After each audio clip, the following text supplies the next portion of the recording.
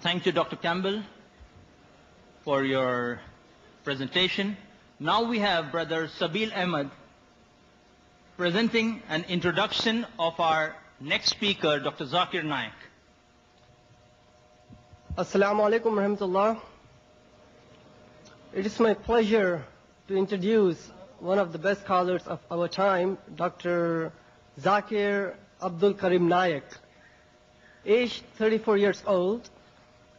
He is the president of Islamic Research Foundation, Bombay, India.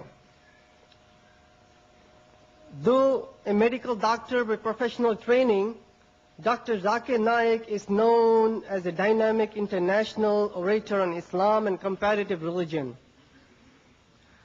Dr. Zakir Naik clarifies Islamic viewpoints and clears misconceptions about Islam based upon the Quran, Hadith, and other religious scriptures, as well as adhering to reason, logic, and scientific facts. He is popular for his critical analysis and convincing answers to challenging questions posed by audiences after his public talks. In the last 4 years itself, Dr. Zakir Naik has delivered more than 400 public lectures worldwide, in addition to many public talks in India. He appears regularly on many international TV and satellite TV channels, programs in several countries of the world. He has authored books on Islam and comparative religion. He has also participated in several symposiums and dialogues with prominent personalities of other religious faiths. May I announce, after the talks by both the speakers and the response session, we would be having an open question and answer session. So those who have come late, kindly note we'll have questions on the mics followed by questions on index cards. Ladies and gentlemen, may I call upon Dr. Zakir Naik to present his talk.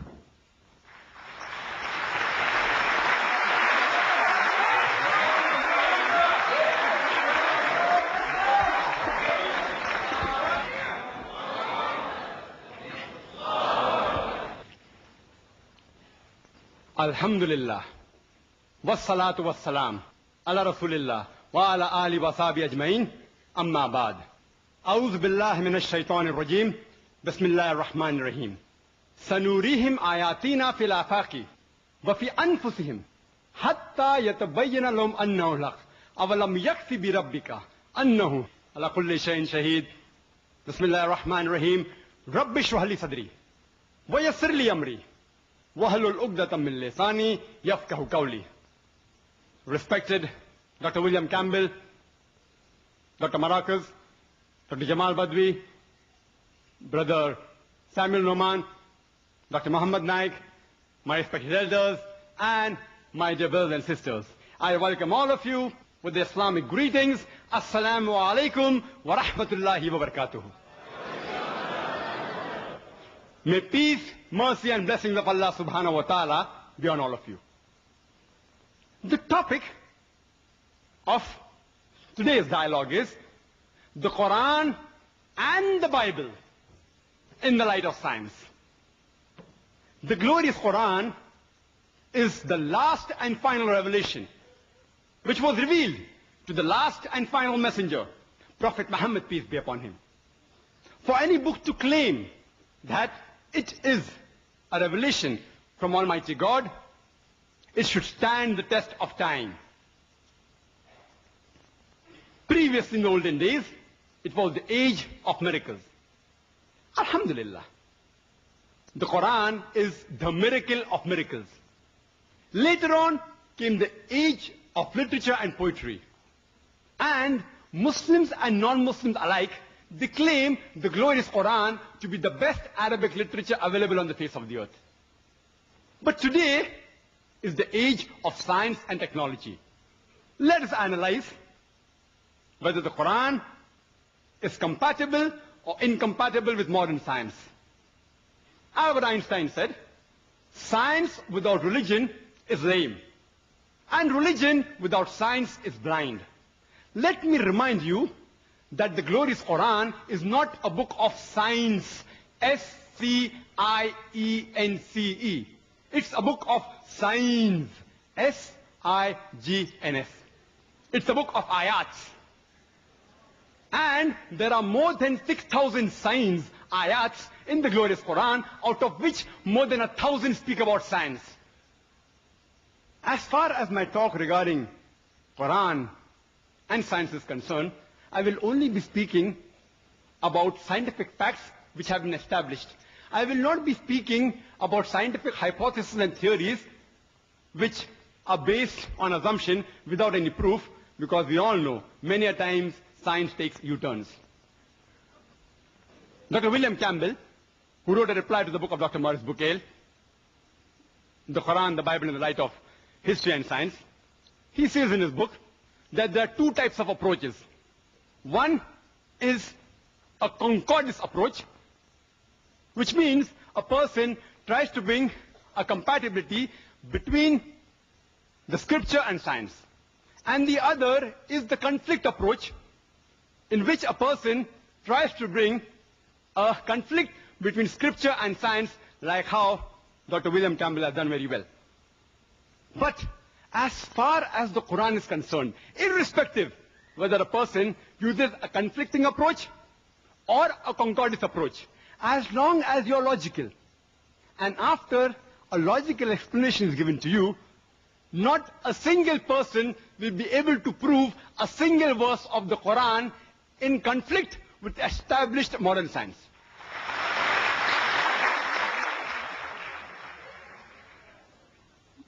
Dr. William Campbell has pointed out various alleged scientific errors in the Quran, and I'm supposed to actually refute in the rebuttal, but since he chose to speak first, I will be refuting a few points in my talk. I will reply to the major part of his talk, mainly dealing with embryology and with geology. The remaining, inshallah, I will try my level best to reply in the rebuttal. I have to do both.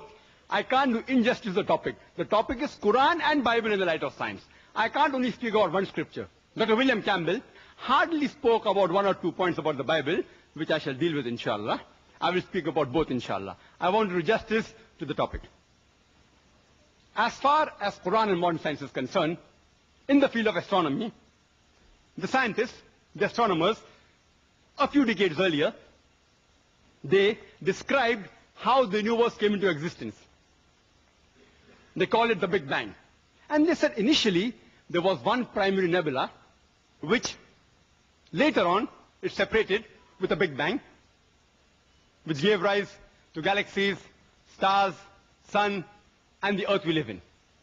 This information is given in a nutshell in the glorious Quran in Surah Anbiya, chapter 21, verse number 30, which says, Avalam yara lazina kafaru.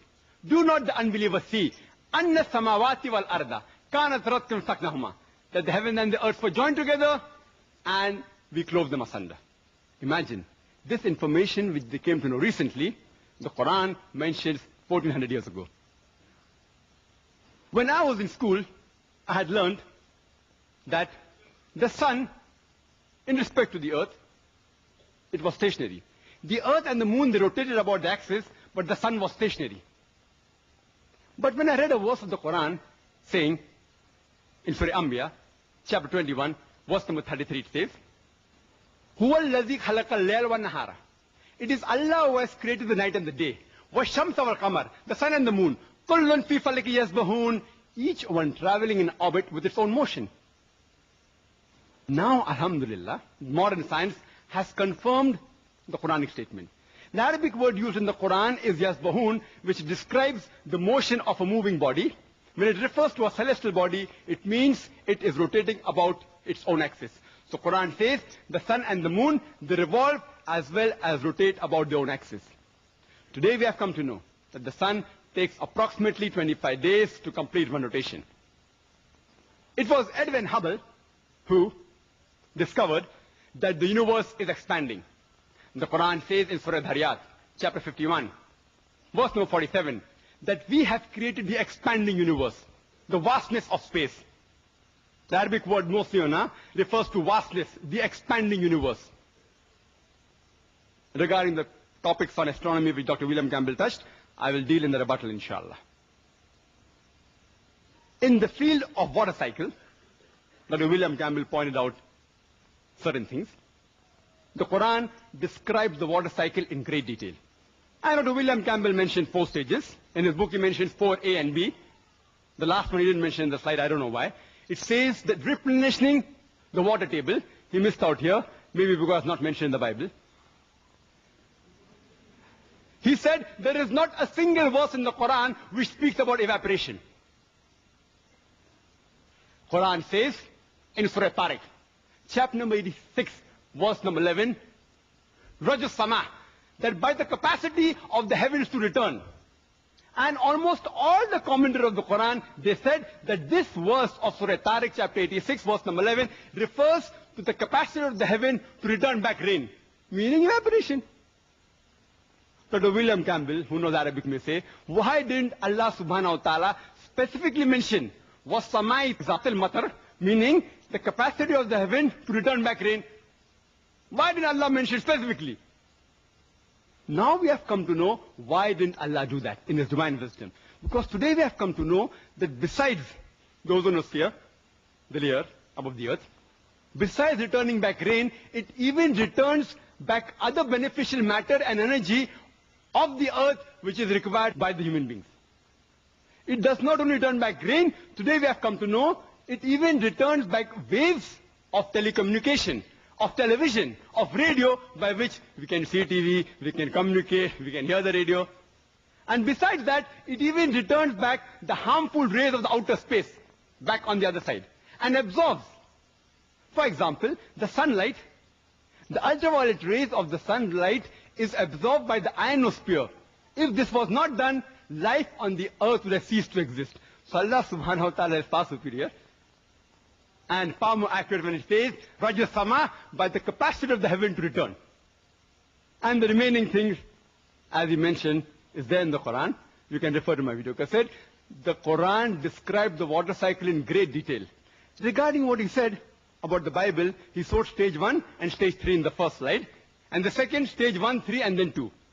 That the rainwater is taken up, he says, and then the rainwater comes down on the earth. This is the philosophy of Phase of Miletus in 7th century BC. He thought that the spray of the ocean was picked up by the wind and fell into the interior as rain. There's no cloud mentioned there. In the second quotation Dr. William Campbell gave, first is, according to him, evaporation, which we agree, we don't mind having the concordance approach to the Bible. Then rain falls down, and then are the clouds formed. That is not the complete water cycle. Alhamdulillah, the Quran describes the water cycle in great detail, in several places. How does the water rise, evaporates, form into clouds, the clouds join together, they stack up, there's thunder and lightning, water comes down, the clouds move into the interior, they fall down as rain, and the replenishing of the water table, and Alhamdulillah, in great detail. The Quran speaks about the water cycle in great detail in several places. In Surah Nur, chapter number 24, verse number 43. In Surah Rum, chapter number 30, verse 48. In Surah Az-Zumar, chapter 39, verse 21.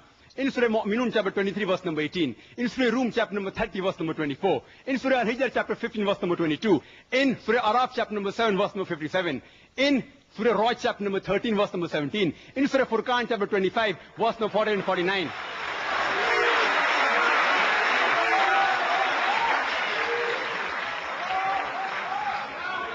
In Surah Fatir, chapter number 35, verse number 9. In Surah Yasin, chapter 36, verse number 34. In Surah Jasha, chapter 45, verse number 5. In Surah Qaf, chapter number 50, verse number 9. In Surah Waqiah, chapter number 56, verse number 16 and 17. In several places. Surah Mulk, chapter 67, verse number 30. The glorious Quran speaks about the water cycle in great detail. Dr. William Campbell spent maximum time on embryology, about half his talk, quite a lot on geology, and touched on other 6 topics. I've noted down. In the field of geology we have come to know today, the geologists tell us that the radius of the earth is approximately 3,750 miles. And the deeper layers, they are hot and fluid and cannot sustain life. And the superficial part of the Earth's crust which we live on, it is very thin, hardly 1 to 30 miles. Some portions are thicker, but majority 1 to 30 miles. And there are high possibility that this superficial layer, the Earth's crust, it will shake. It is due to the folding phenomena which gives rise to mountain ranges, which gives stability to this earth. And Quran says in Surah Naba, chapter number 78, verse number 6 and 7, we have made the earth as an expanse, wal jabala autada, and the mountains as stakes. The Quran doesn't say mountains were thrown up as stakes. Mountains as stakes. Arabic word autad means stakes, meaning tent peg. And today we have come to know, in the study of modern geology, that mountain has got deep roots. This was known in the second half of the 19th century. And the superficial part that we see of the mountain is a very small percentage. The deeper part is within. Exactly like a stake, how it is driven in the ground. You can only see a small part on top, the majority is down in the ground. Or like a tip of the iceberg, you can see the tip on the top, and about 90% is beneath water. The Quran says, in Surah Ghashiyah, chapter 88, verse number 19, and Surah Naziyat, chapter number 79, verse number 32, wal jibala arsaha, and we have made the mountain standing firm on the earth. Made the mountain standing firm on the earth. Today, after modern geology has advanced, and Dr. William Campbell said that, by the theory of plate tectonics, it was propounded in 1960, which gives rise to mountain ranges. The geologists today do say that the mountains give stability to the earth. Not all geologists, but many do say. I have not come across a single geological book, and I challenge Dr. William Campbell to produce a single geological book, not his personal correspondence with the geologist. That doesn't carry weight. His personal correspondence with Dr. Keith Moore, documented proof. And if you read the book, The Earth, which is referred by almost all the universities in the field of geology, one of its authors, by the name of Dr. Frank Press, who was the advisor to the former president of USA, Jimmy Carter, and was the president of the Academy of Sciences of USA, he writes in his book that the mountains are wedge-shaped, it has deep roots within, and he says that the function of the mountain is to stabilize the earth. And the Quran says, in Surah Anbiya, chapter number 21, verse number 31, in Surah Luqman, chapter 31, verse number 10, as well as in Surah Nahl, chapter number 16, verse number 15, that we have made the mountain standing firm on the earth, lest it would shake with them and with you. The function of the mountain in the Quran is given to prevent the earth from shaking. Nowhere does the Quran say that the mountain prevents the earthquake. And Dr. William Campbell said, he writes in his book and even in the talk, that you find in the mountainous regions, there are various earthquakes, and mountains cause earthquake. Point to be noted, nowhere does the Quran say that mountains prevents earthquake. The Arabic word for earthquake, as Dr. William Campbell knows Arabic, is zilzal or zalzala. But the words used in these three verses I quoted, it is tamida. Tamida means to shake, to sway, to swing.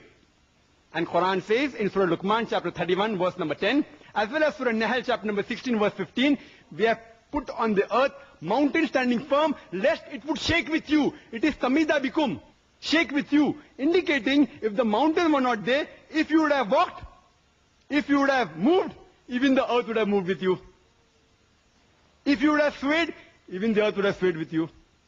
And we know normally when we walk on the earth doesn't shake.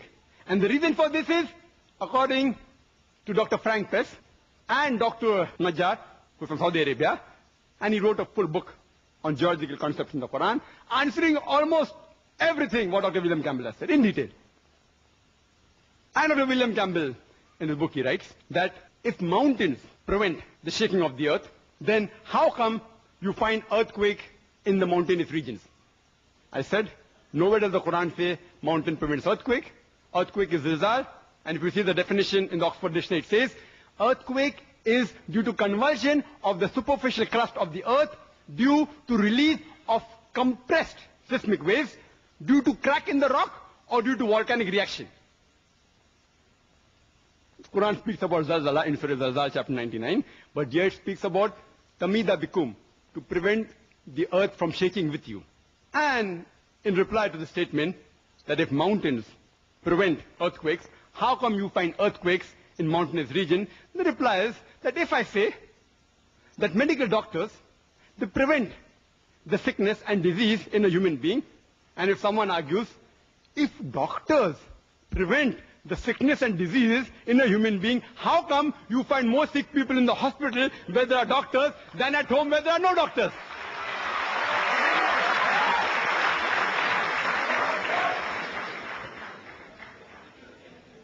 In the field of oceanology, the glorious Quran says in Surah Furqan, chapter 25, verse number 53, that it is Allah who has let free two bodies of flowing water, one sweet and palatable, the other salt and bitter. Though they meet, they do not mix. Between them there is a barrier which is forbidden to be trespassed. Quran says in Surah Rahman, chapter 55, verse number 19 and 20, مَرَجَ الْبَحْرَيْنِ يَلْتَقِيَانِ بَيْنَهُمَا بَرْزَخٌ لَا يَبْغِيَانِ. It is Allah who has let free two bodies of flowing water. Though they meet, they do not mix. Between them there is a barrier which is forbidden to be trespassed. Previously the commentators of the Quran wondered, what does the Quran mean? We know about sweet and salt water, but between them there is a barrier. Though they meet, they do not mix. Today, after advancement of oceanology, we have come to know that whenever one type of water flows into the other type of water, it loses its constituents and gets homogenized into the water it flows. There is a slanting, homogenizing area which the Quran refers to as barzakh, unseen barrier. And this has been agreed upon by several scientists, even of America, by the name of Dr. Hay. He's an oceanologist. And Dr. William Campbell writes in his book that it is an observable phenomena. The fishermen of that time knew there were two types of water, salt and sweet. So Prophet Muhammad, during the expedition to Syria, he may have gone in the sea, or he might have spoken to these fishermen. Sweet and salt water is an observable phenomena, I agree. But people did not know that there was an unseen barrier until recently. The scientific point to be noted here is the barzakh, not the sweet and the salt water. In the field of embryology, Dr. William Campbell spent approximately half of his talk on that. Time will not permit me to reply to every small thing which are illogical. I'll just give a brief reply, which will be satisfactory, inshallah. And for more details, you can refer to my video cassette, Quran Modern Science, and my other cassettes on Quran and Medical Science. There were a group of Arabs who collected the data dealing in the Quran about embryology and the hadith dealing with embryology, and they presented it to Professor Keith Moore, who was the chairman and the head of the Department of Anatomy in the University of Toronto in Canada. And at present, he is one of the leading scientists in the field of embryology.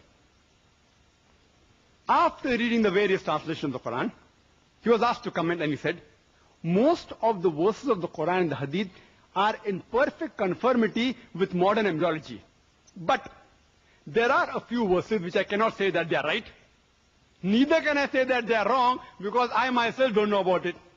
And two such verses were the first verse of the Quran to be revealed from Surah Iqra of Surah Alaq, chapter 96, verse number 1 and 2, which says, Iqra bismi rabbika alladhi khalaq. Khalaqal insana min alaq. Read, recite, or proclaim in the name of thy Lord. Who created? Who created the human beings from something which clings, a leech-like substance. Regarding Dr. William Campbell's statement that to analyze the meaning of a word, you have to see what was the meaning at that time when it was revealed, at that time when the book was written. And he rightly said that to analyze the meaning, you have to analyze the meaning at the time it was revealed and to the people who it was meant for. As far as this statement of his is concerned, regarding the Bible, I do agree with it totally, because the Bible was only meant for the children of Israel for that time. It's mentioned in the Gospel of Matthew, chapter number 10, verse number 5 and 6. Jesus Christ, peace be upon him, tells his disciples, go ye not in the way of the Gentiles. Who are the Gentiles? The non-Jews, the Hindus, the Muslims. But rather go to the lost sheep of the house of Israel. Jesus Christ, peace be upon him, said in the Gospel of Matthew, chapter number 15, verse number 24, I am not sent but to the lost sheep of the house of Israel. So Jesus Christ and the Bible were only meant for the children of Israel. Since it was meant for them, to analyze the Bible, you have to use the meaning of the word which was utilized at that time. But the Quran was not meant only for the Arabs of that time. Quran is not meant only for the Muslims. The Quran is meant for the whole of humanity. And it is meant to be for eternity. Quran says in Surah Ibrahim chapter 14 verse 52, in Surah Baqarah chapter number 2 verse 185, and Surah Zumar chapter 39 verse 41, that the Quran is meant for the whole of humankind. And Prophet Muhammad, peace be upon him, was not sent only for the Muslims or the Arabs. Allah says in the Quran in Surah Anbiya chapter number 21 verse number 107, وَمَا أَرْسَلْنَاكَ إِلَّا رَحْمَةً لِلْعَالَمِينَ, that we have sent thee as a mercy, as a guidance to the whole of humankind.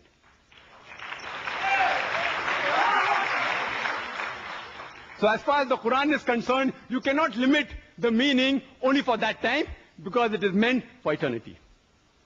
So one of the meanings of alaka is leash-like substance or something which clings. So Professor Keith Moore said, I do not know whether the early stage of embryo looks like a leech. And he went in his laboratory and he analyzed the early stage of an embryo under a microscope and compared it with the photograph of a leech, and he was astonished at the striking resemblance.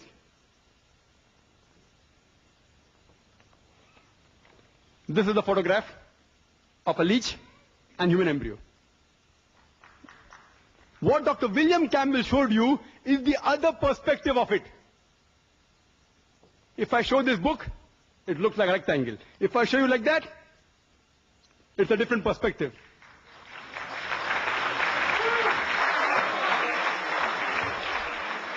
That diagram is given in the book. The diagram which you show on the slide is given there, and I'll deal with it inshallah.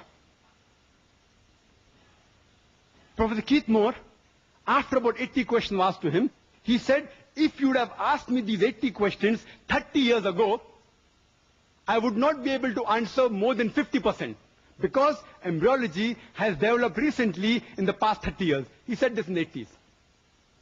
Now, do we believe in Dr. Keith Moore, whose statement is available outside in the foyer, if video cassettes are available? This is the truth, Annaul Haq, recorded statement. So will you believe Dr. William Campbell's personal conversation with Professor Keith Moore? Or the one mentioned in this book, with Islamic edition, as well as the photograph that I've shown to you. And in the video cassette available outside, you can see it. He makes those statements. So you have to choose which is more logical. Personal discussion with Dr. William Campbell, or his statement on video, like how Dr. William Campbell showed my video. 100% proof what I said. Moon is reflected light. I'll come to it later on. And whatever additional information he got from Quran and Hadith, it was incorporated later into this book, The Developing Human, the 3rd edition. And this book got an award for the best medical book written by a single author in that year. This is the Islamic edition that was put forward by Sheikh Abdul Majid Al-Zindani and certified by Keith Moore himself. The Quran says in Surah Mu'minun, chapter 23, verse number 13, and Surah Hajj, chapter 22, verse number 5, and no less than 11 different places in the Quran, that the human beings have been made from a nutfa, a minute quantity of liquid. Like a trickle that's remaining in the cup, nutfa in Arabic, a very small quantity. Today we have come to know in one seminal emission, in which there are several millions of sperm, only one is required to fertilize the ovum. The Quran refers as nutfa. Quran says in Surah Sajda, chapter 32, verse number 8, we have created the human beings from solala. That means the best part of a whole. The one sperm which fertilizes the ova, out of the millions of sperm, the Quran refers to as sulala, best part of the whole. And Quran says in Surah Insan, chapter 76, verse number 2, we have created the human beings from nutfatin amshaj, a minute quantity of mingled fluid, referring to the sperm as well as the ovum. Both are required for the fertilization. The Quran describes the various embryological stages in great detail, of which the slides was shown to you, Dr. William Campbell. He helped me to complete this topic. It's mentioned in Surah Mu'minun, chapter 23, verse number 12 to 14. The translation is that we have created the human beings from anutfa, a minute quantity of liquid, then placed it in aqrar makin, a place of security. Then we made it into an alaqa, a leech-like substance, something which clings, a congealed clot of blood. Then we made that alaqa into a mudga, a chewed-like lump. Then we made the mudga into idama, bones. Then clothed the bones with lahm, flesh. Then we made it a new creature. Blessed be Allah, who's the best to create. These three verses of the Quran speak about the various embryological stages in great detail. First, the nutfa, placed in a place of security, made into an alaqa. Alaqa has got three meanings. One is something which clings. And we know that in the initial stages, the embryo clings to the uterine wall and continues clinging till the end. Point number two, that it also means a leech-like substance. And as I discussed earlier, the embryo in the initial stages does look like a leech. Besides looking like a leech, it also behaves like a leech. It receives its blood supply from the mother, like a bloodsucker. And the third meaning, which Dr. William Campbell objected to, that is the right meaning, the congealed clot of blood, and that's why Quran has a scientific error. And I do agree with him that Dr. William Campbell didn't agree. He said, how can it mean a congealed clot of blood? Because this is the case, and the Quran is wrong. I'm sorry to say, Quran is not wrong. Dr. William Campbell, with due respect to him, he's wrong. Because today, after advancement of embryology, even Dr. Keith Moore, he says that in the initial stages, the embryo, besides looking like a leech, also looks like a congealed clot of blood. Because in the initial stages of the stage of alaqa, 3 to 4 weeks, the blood is clotted within closed vessels. And Dr. William Campbell made it easy for me. He showed you a slide.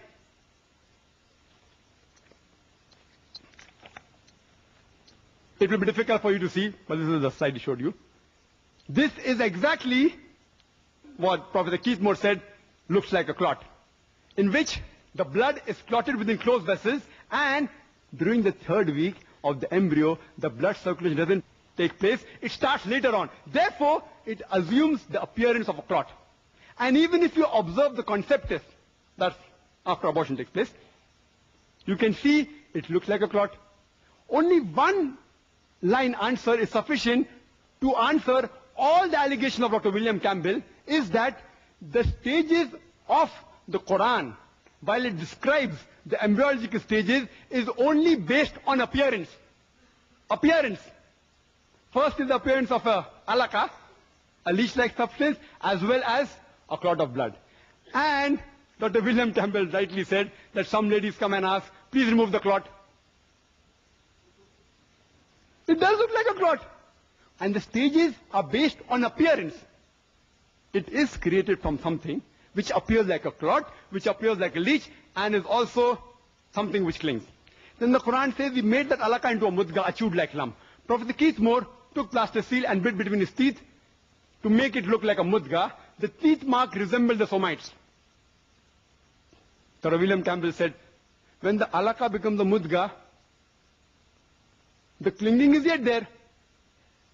It is there till 8.5 months. So, the Quran is wrong. I told you in the beginning, the Quran is describing the appearance. The leech-like appearance and the clot-like appearance is changed to the chewed-like appearance.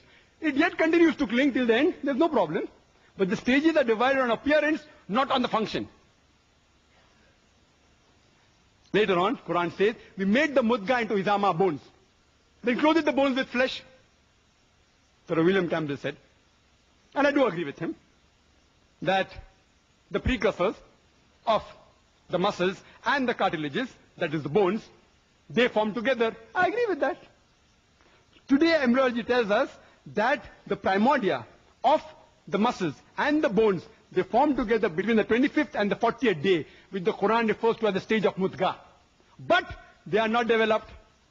They are not developed. Later on, at the end of the 7th week, the embryo takes form of human appearance, then the bones are formed.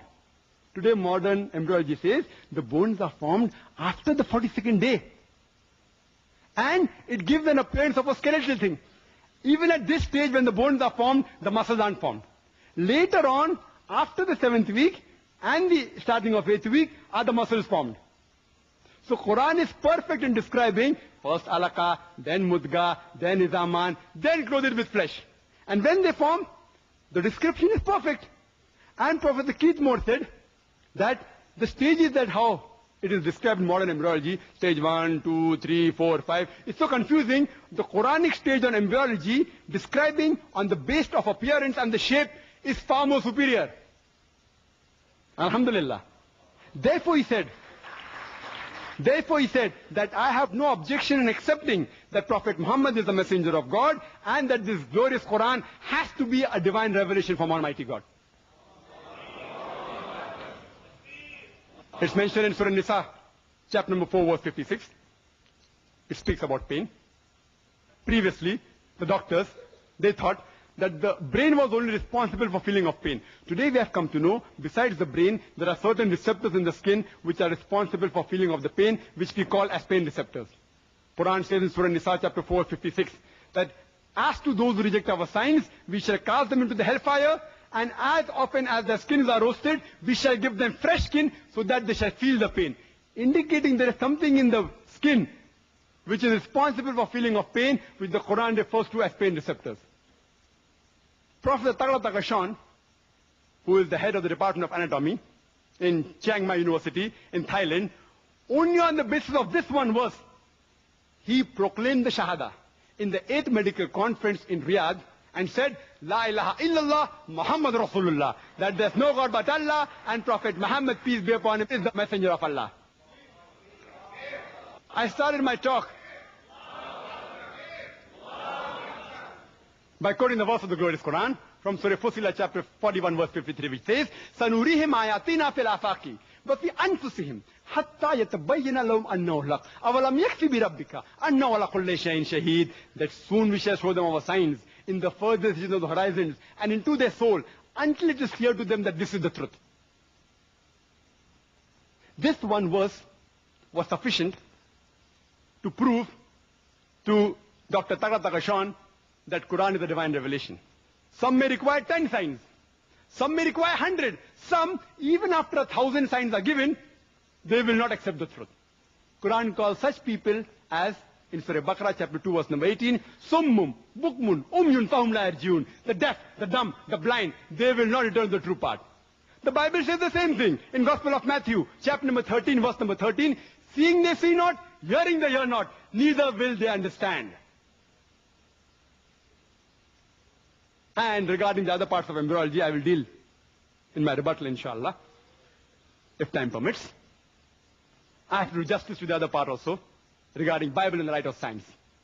At the outset, let me tell you that Quran says in Surah Ra'd, chapter 13, verse 38, that we have given several revelations. By name, only 4 are mentioned: the Torah, the Zabur, the Injil, and the Quran. The Torah is the Wahi, the revelation, which was given to Moses, peace be upon him. The Zabur is the Wahi, which was given to David, peace be upon him. The Injil is the Wahi, the revelation, which was given to Jesus, peace be upon him. And Quran is the last and final revelation, which was given to the last and final messenger, Prophet Muhammad, peace be upon him. Let me make it very clear to everyone that this Bible, which the Christians believe to be the word of God, is not the Injil which we Muslims believe was revealed to Prophet Jesus, peace be upon him. This Bible, according to us, it may contain the words of God, but it also contains words of prophets, words of historians. It contains absurdities, obscenity, as well as innumerable scientific errors. If there are scientific points mentioned in the Bible, there are possibilities. Why not? It may be part of the word of God in the Bible. But what about the scientific errors? What about the unscientific portion? Can you attribute this to God?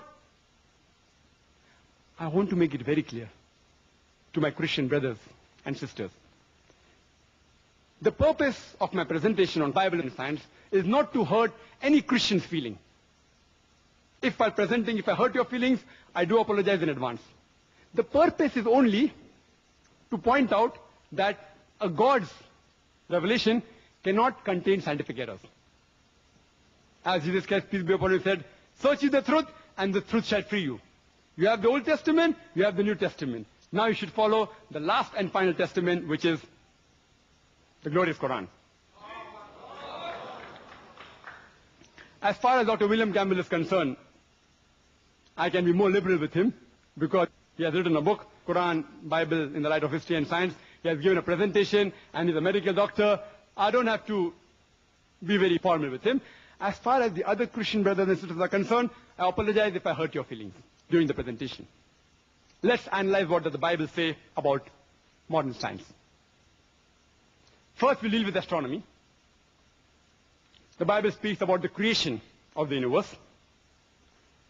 In the beginning, first book of Genesis, first chapter, it's mentioned.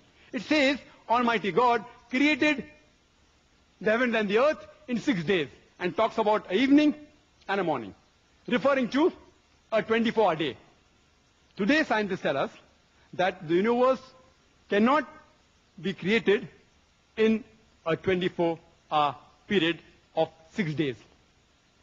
Quran 2 speaks about 6 ayyams. The Arabic word singular is yom, plural is ayyam.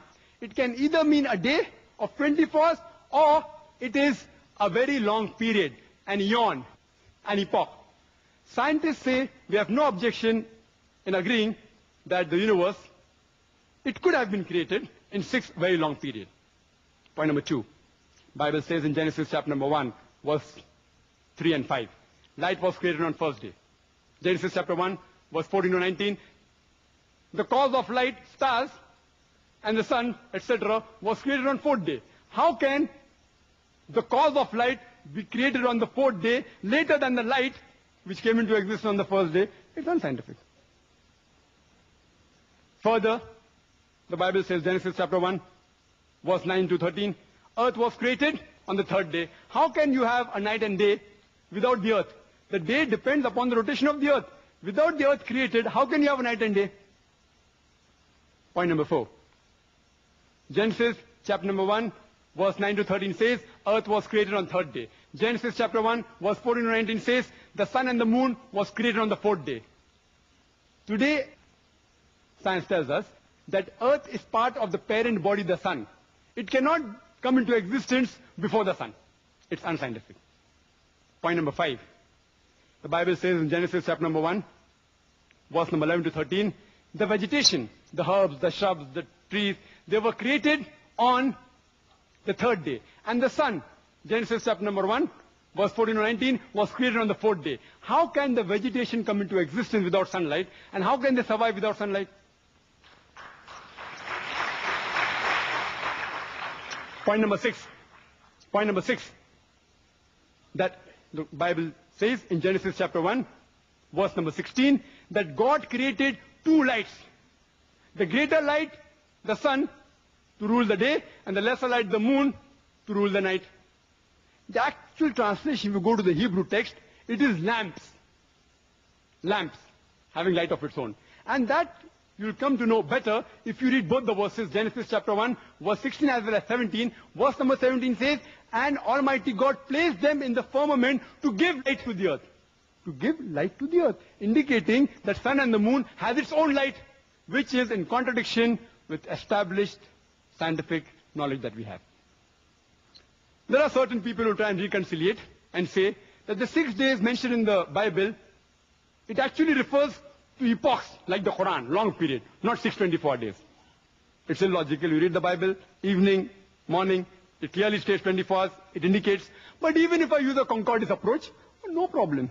I agree with your illogical argument, yet they will only be able to solve the first scientific error of 6 days creation, and second, that 1st day light and 3rd day earth. The remaining 4, yet they cannot solve.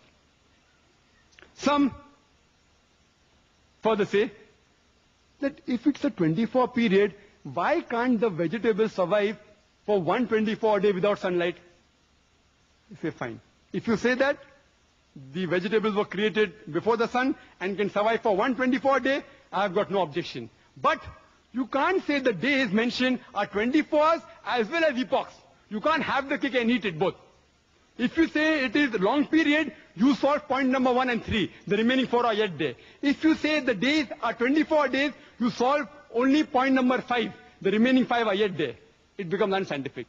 I leave it to Dr. William Campbell, whether he wants to say it is long period and say that there are only 4 scientific errors, or say it is a 24 days and say there are only 5 scientific errors in the creation of the universe. Regarding the concept of Earth, there are various scientists who have described how will the world end. Hypothesis. Some may be right, some may be wrong. But either the world will perish or the world will live forever. Both cannot take place simultaneously. It's unscientific. But this is exactly what the Bible says. It's mentioned in the Bible. In the book of Hebrews, chapter number 1, verse number 10 and 11. And in the book of Psalms, chapter number 102, verse number 25 and 26, that Almighty God created the heavens and the earth, and they will perish. Exactly opposite is mentioned in the book of Ecclesiastes, chapter number 1, verse number 4, and the book of Psalms, chapter number 78, verse number 69, that the earth will abide forever. I leave it to Dr. William Campbell to choose which of the 2 verses are unscientific. The first pair or the second pair. One has to be unscientific. Both cannot take place. The world cannot abide forever as well as perish. It's unscientific. Regarding the heavens, the Bible says in Job chapter 26 verse 11 that the pillars of the heaven will tremble. Quran says in Surah Luqman chapter 31 verse number 10 that the heavens are without any pillars. Don't you see it? Don't you see the heavens are without any pillars? Bible says heaven has got pillars. Not only do the heavens have got pillars, Bible says in the first book of Samuel, chapter number 2, verse number 8, as well as the book of Job, chapter number 9, verse number 6, and the book of Psalms, chapter number 75, verse number 3, that even the earth have got pillars. In the field of diet and nutrition, let's analyze what does the Bible say. The Bible says in the book of Genesis, chapter number 1, verse number 29, that God has given you all the herbs bearing seeds, the trees bearing fruits, those that bear seed, as meat for you. New International Version says the seed bearing plant and the trees bearing fruits, bearing seeds are food for you. All of them. Today, even a layman knows that there are several poisonous plants like wild berries, strychnine, datura, plants containing alkaloid, oleander, buckeye pod, that which if you ingest, if you eat, there are high possibilities you may die. How come the creator of the universe and human beings doesn't know that if you have these plants you will die? I hope Dr. William Campbell doesn't give this vegetarian diet to his patients. The Bible has a scientific test how to identify a true believer. It's mentioned in the Gospel of Mark, chapter number 16, verse number 17 and 18. It says that there will be signs for true believers, and amongst the signs, in my name, they shall cast out devils. They shall speak foreign tongues, new tongues. They shall take up serpents. And if they drink deadly poison, they shall not be harmed. And when they place their hand over the sick, they shall be cured. This is a scientific test. In scientific terminology, it's known as the confirmatory test for a true Christian believer. In the past 10 years of my life, I have personally interacted with thousands of Christians, including missionaries. I have not come across a single Christian who has passed this confirmatory test of the Bible.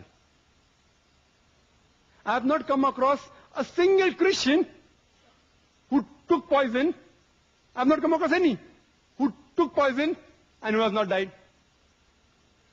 And in scientific terminology, this is also called as a falsification test. That means if a false person tries and does this test, takes poison, he will die. And a false person will not dare attempt this test. If you are not a true Christian believer, You will not dare attempt this test. Because if you try and attempt the falsification test, you will fail. So, a person who is not a true Christian believer will never attempt this test. I have read the book, the Quran, the Bible in the light of history and science, written by Dr. William Campbell. And I assume that he is a true Christian believer. And at least I would like him to confirm to me about the falsification test.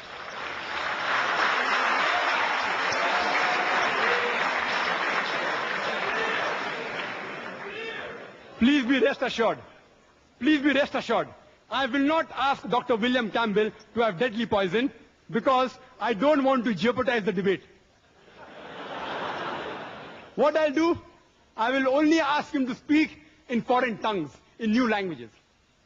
And as many of you may be aware, that India is a land which has more than 1,000 languages and dialects.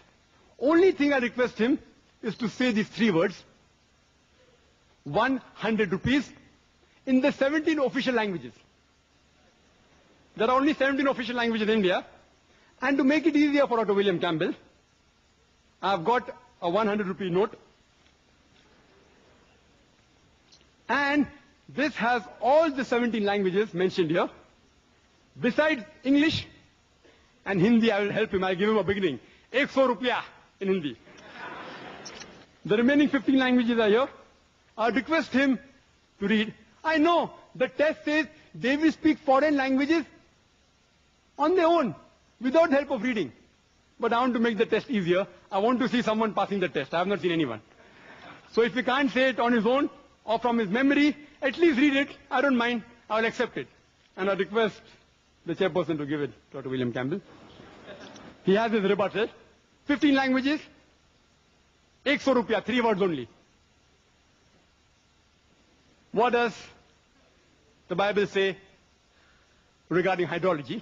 Bible says in Genesis, chapter number 9, verse number 13 to 17, that after God, at the time of Noah, submerged the world by flood, and after the flood subsided, he said, I put up a rainbow in the sky as a promise to the humankind never to submerge the world again by water.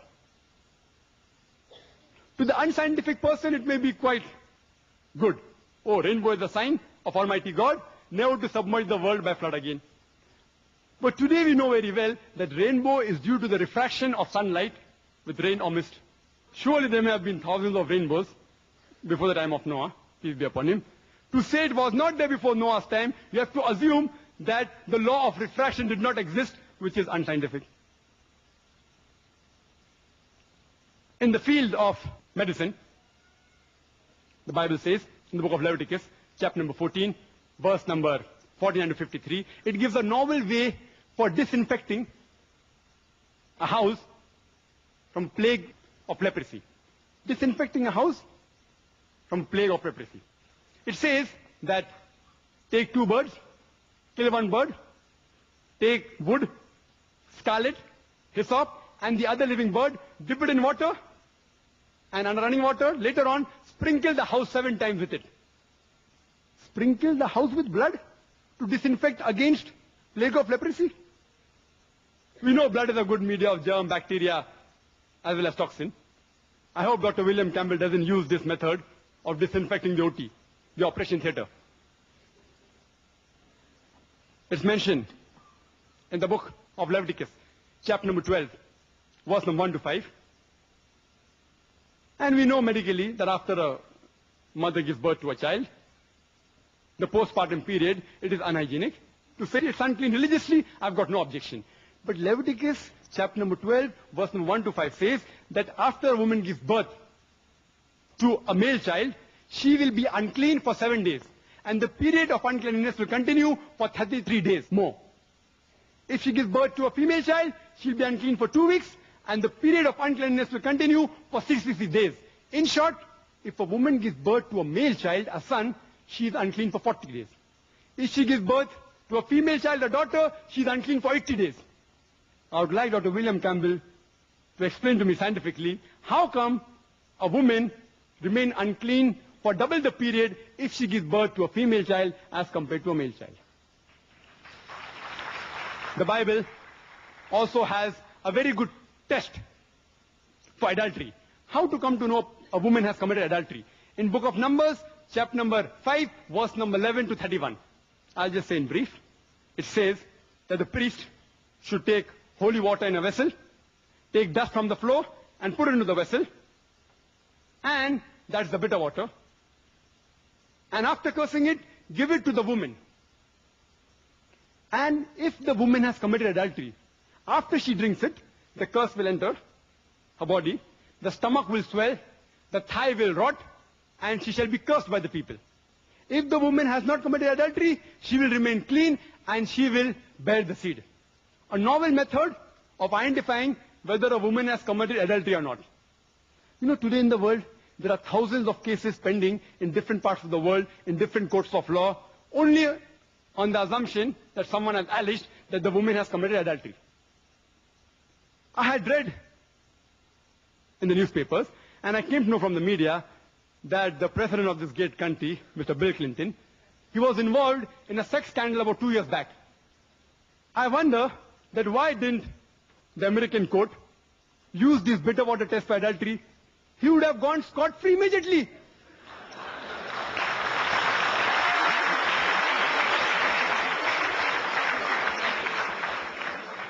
Why didn't the Christian missionaries of this great country, especially those who are in the medical field, like my respected Dr. William Campbell, use this bitter water test to bail out their president immediately? Mathematics is a branch which is closely associated with science, with which you can solve problems, etc. There are thousands of contradictions in the Bible. Hundreds deal with mathematics. I'll just touch on few of them. It's mentioned in Ezra chapter number 2, verse number 1, and Nehemiah chapter number 7, verse number 6, the context, that when the people returned from exile from Babylon, when King Nebuchadnezzar of Babylon, when he released the men from Israel, they came back from captivity, and the list of the people are given. The list is given in Ezra chapter number 2, verse number 2 to 63, and Nehemiah chapter number 7, verse number 7 up to 65. The list is given with the names as well as number of people released. In these 60 verses, there are no less than 18 times the name is exactly the same, but the number is different. There are no less than 18 contradictions in less than 60 verses of these two chapters.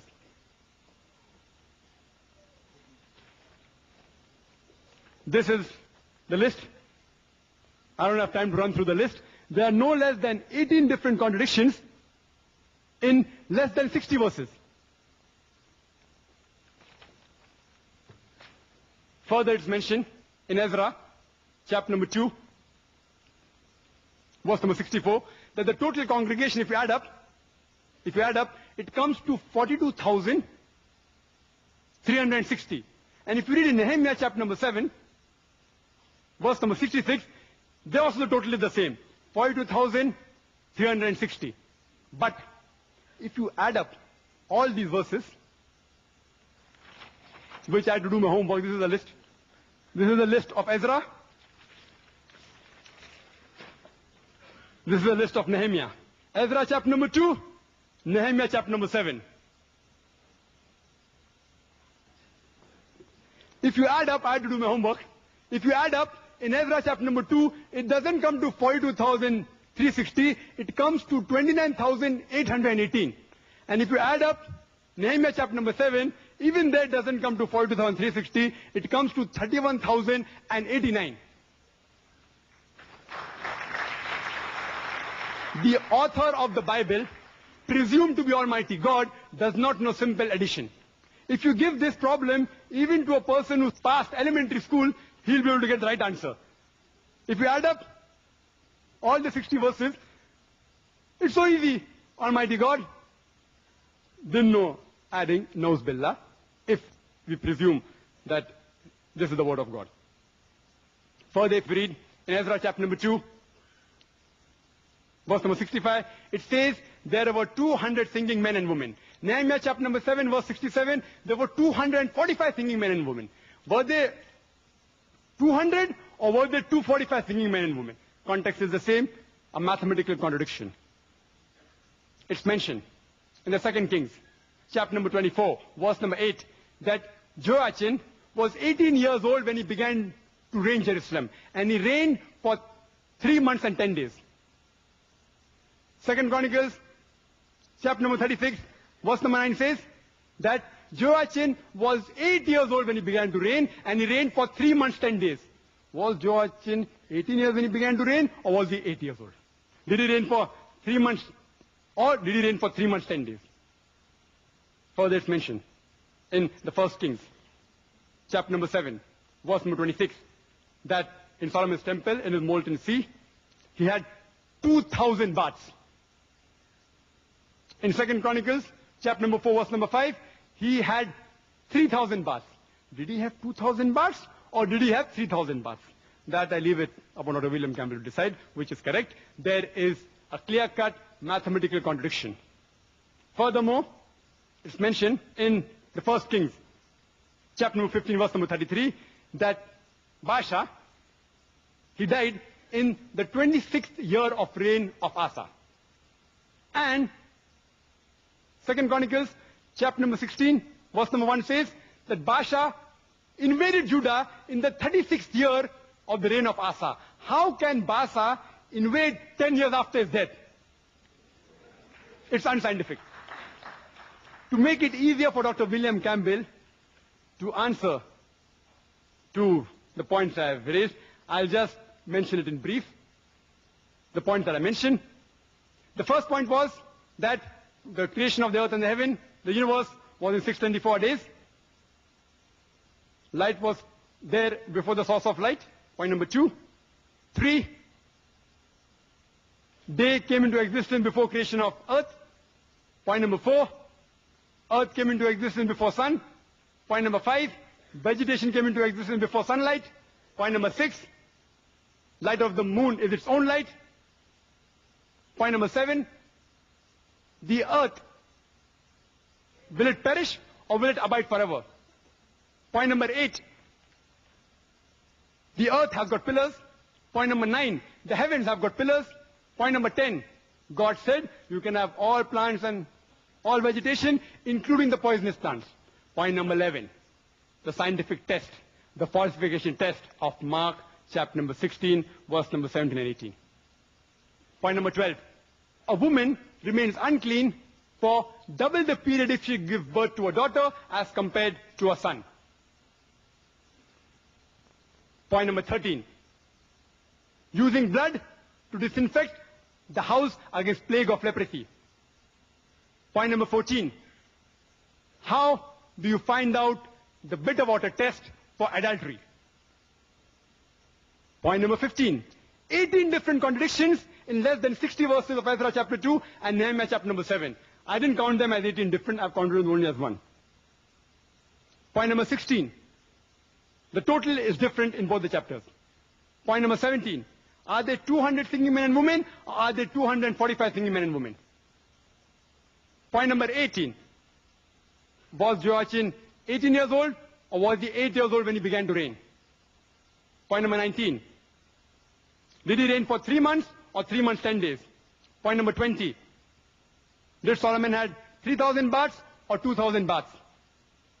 Point number 21 is that Baasha, how could he invade Judah 10 years after his death? Point number 22 is Almighty God. He said, I put up a rainbow in the sky as a promise to the humankind never to submerge the world again by water. I have listed only 22 out of the hundreds available unscientific points in the Bible, scientific errors, and I request Dr. William Campbell to answer them, and irrespective whether he uses the concordance approach or the conflict approach, as long as he is logical, he will never be able to prove scientifically all these 22 aspects I have told him. We agree in Jesus Christ, peace be upon him, to him was revealed the Injil. This is not the Injil. It may contain part of God, but the other unscientific portion is not the word of God. I would like to end my talk by giving the quotation of the glorious Quran. from Surah Baqarah chapter 2 verse 7, which says, فَوَيْلٌ لِلَّذِينَ يَكْتُبُونَ الْكِتَابَ بِأَيْدِيهِمْ ثُمَّ يَقُولُونَ هَذَا مِنْ عِنْدِ اللَّهِ لِيَشْتَرُوا بِهِ ثَمَنًا قَلِيلًا فَوَيْلٌ لَهُم مِّمَّا كَتَبَتْ أَيْدِيهِمْ وَوَيْلٌ لَهُم مِّمَّا يَكْسِبُونَ. Woe to those who write the book with their own hands and then say this is from Allah, to trust with it for a miserable price. Woe to those for what they write, woe to those for what they earn. وَآخِرُ دَعْوَانَا الْحَمْدُ لِلَّهِ رَبِّ الْعَالَمِينَ.